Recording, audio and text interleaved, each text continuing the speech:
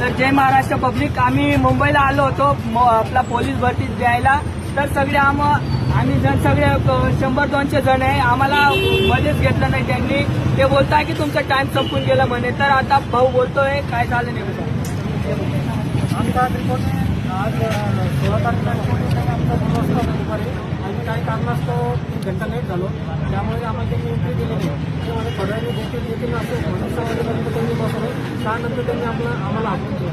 काल 15 तारखेला संध्याकाळी 5 वाजेपर्यंत एंट्री चालू होती. कारण त्यांनी आज चालू झाली असते तर आमच्या एवढे सर्व मुलांचे जाऊन आले असते. माझी शेवटची भरती वय वाढ दिल्यामुळे मी या भरतीमध्ये बसलो. मागच्या 1 वर्षापासून तयारी करतोय. पण आता असं होत असेल तर माझ्यासारख्या मुलांनी काय करायला पाहिजे. आता तुम्ही बघा इतके सर्व मुलं आहेत. कोणत्या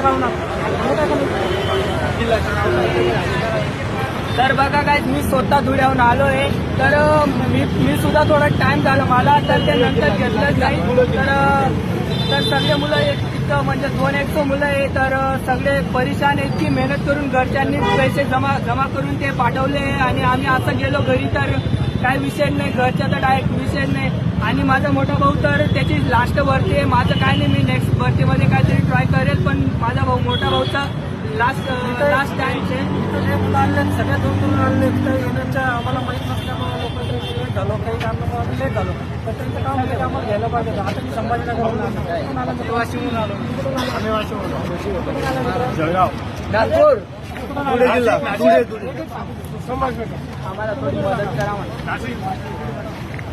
तर काय सगळे जणांचं एकच म्हणणं आहे, थोडी मदत करा आम्हाला. ग्राउंडला तर बसू द्या.